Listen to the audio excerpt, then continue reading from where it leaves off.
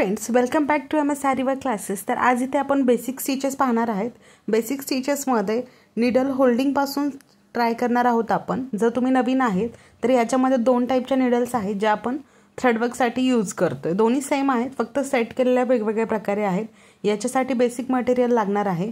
त्यासाठी white colour pencil, जरी thread, cutter आणि आरी वर्कची निडल अशा पद्धतीने हे मटेरियल लागणार आहे। सगळ्यात अगोदर इथे लाईन मार्किंग करायची आहे। लाईन मार्किंग ही आपण स्टार्टिंग स्टिचेससाठी घेत आहोत।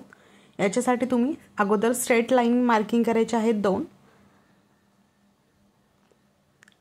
बाजूला अजून एक, साधारण या 2 इंचामध्ये 2 इंच एवढा डिस्टन्स ठेवायचा। 2 इंच डिस्टन्स मध्येच आपल्याला वर्क करायचं आहे। 2 लाईन तुम्ही सरळ मार्किंग केल्या, याच्यानंतर आता आडव्या लाईन मार्किंग करायच्या। आता या ज्या आडव्या लाईन मार्किंग करत आहोत, मेन वर्क आपलं याच्यावरती स्टिचेस होतील बेसिक। सगळ्यात अगोदर इथे लाईन मार्किंग होत आहे। लाईन मार्किंग झाल्याच्या नंतर याच्यावरती थ्रेड वर्कमध्ये, बीड्स वर्कमध्ये असे वेगवेगळ्या टाईपचे स्टिचेस होतील।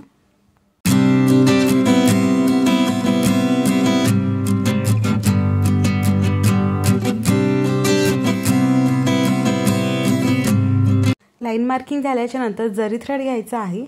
जरी थ्रेड घेतल्याच्या नंतर त्याला नॉर्मल नॉट द्यायची। नॉट देण्यासाठी इथे 1 ते 2 वेळा धागा असा फोल्ड करायचा हातामध्ये, म्हणजे सिंगल धाग्याची जर नॉट द्यायला गेलं तर ती नॉट व्यवस्थित होत नाही। सो त्याच्यासाठी इथे डबल फोल्ड धागा घ्यायचा। डबल फोल्ड धागा घेतल्याच्या नंतर त्याला बोटावरती नॉर्मल जी आपण नॉट देतोय, नॉर्मल रेग्युलर नॉट आहे ती नॉट याच्यावरती द्यायची। नॉट होत आली इथे। आता 1 वेळा नॉट दिली, अशीच अजून 1 वेळा नॉट द्यायची। अशा 2 वेळा जर तुम्ही नॉट दिल्या तर ते व्यवस्थित फिक्स होते नॉट। आता हा जो एक्स्ट्राचा पुढे धागा असतो तो देखील कट करून घ्यायचा। इथे डबल नॉट होत आहे।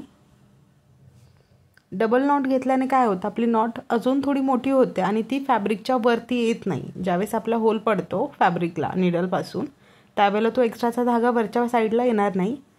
आता इथे एक्स्ट्राचा जो धागा होता तो कट होत आहे। एक्स्ट्रा धागा कट करून घ्यायचा आहे आणि या धागा हाचा अशा प्रकारे हातामध्ये होल्ड करायचा आहे। इथे पाहू शकता। याची बेसिक चेन स्टिच कशी घ्यायची हे आपण अगोदरच्या व्हिडिओमध्ये पाहिलं आहे। तर इथे आता खालच्या हातातला धागा तुम्हाला दिसणार नाही, सो आपण फक्त वरच्या साईडने वर्क पाहत आहोत। तर इथे बेसिक स्टार्टिंगला चेन करून घ्यायची।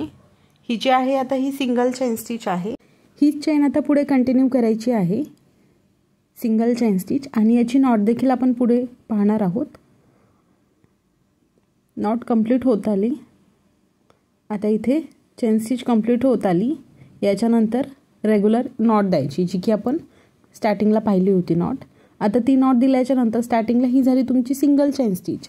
आता जी आपण घेत आहोत ती डबल चेन स्टिच आहे। डबल चेन स्टिचमध्ये 1 चेन केली, बरोबर त्याच्या साईडनेच अजून 1 चेन करायची, म्हणजे ती डबल चेन स्टिच होते।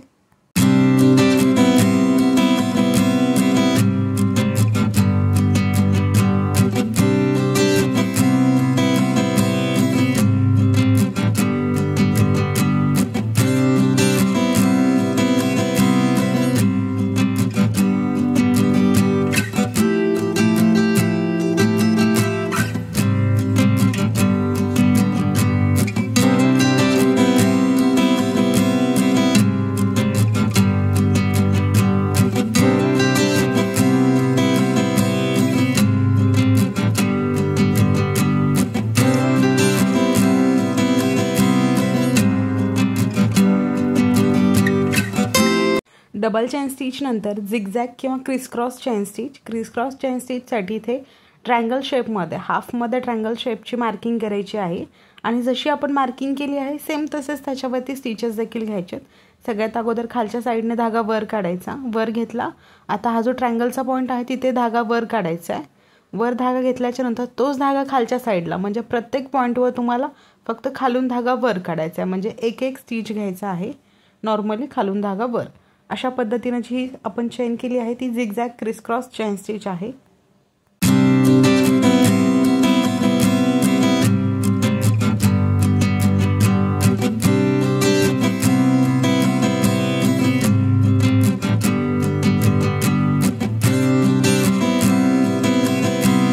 इथे आता डबल चेन तर करून झाली आहे। आता जी आपण वरती झिगझॅग घेतली होती ते झिगझॅग पॅटर्न सेम इथं करायचं आहे। दोन्ही साइडनं फक्त एक एक वेळा स्टिच वर काढायचा आहे। जसं आपण साडीला पिको करतो का त्याच टाइप मध्ये इथे लॉक होतं। या साईडने धागा काढला, परत तोच क्रॉसमध्ये खाली टाकायचा, परत खालून वर काढायचा. कंटिन्यू फक्त दोन्ही साईडने एक एक वेळा काढायचा आहे. अशा पद्धतीने ही आपली लॉक चेन तयार होते.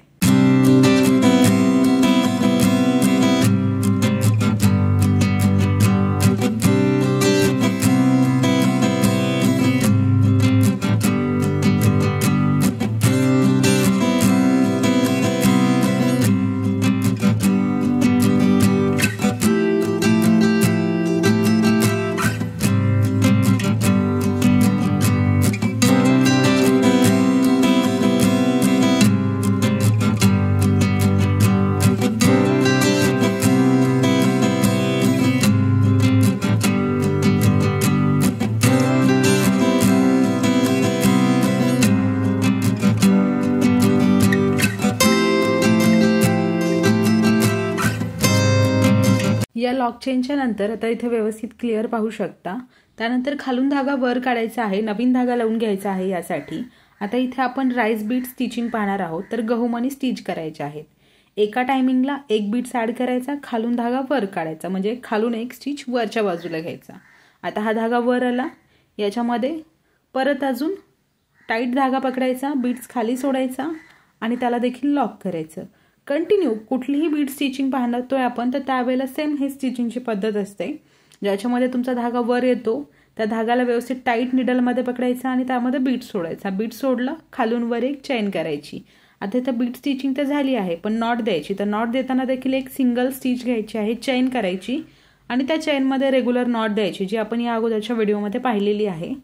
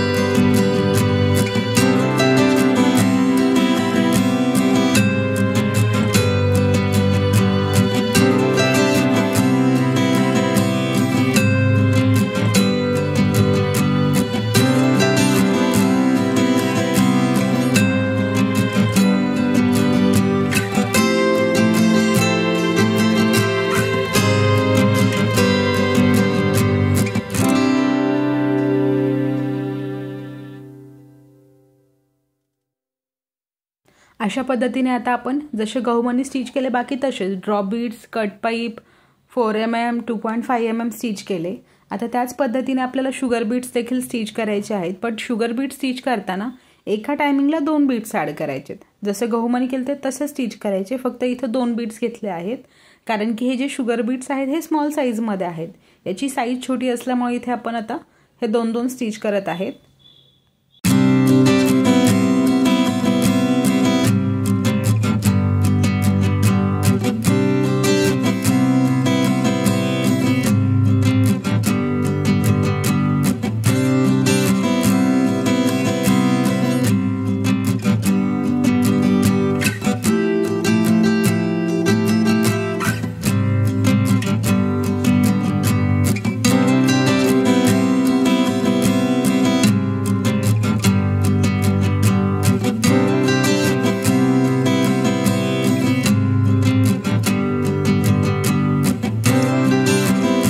आता अशाच पद्धतीने आपण कुठलेही बीड्स तुम्ही स्टिच करू शकता, ते देखील खूप इझी पद्धतीने. याच्यासाठी तुम्ही जरीचा थ्रेड यूज करायचा आहे. हा व्हिडिओ जे नवीन स्टुडंट शिकत आहेत त्यांच्यासाठी खूप युजफुल आहे. तुम्हाला देखील असेच व्हिडिओ पाहायचे असतील तर चॅनलला सबस्क्राईब देखील नक्की करा.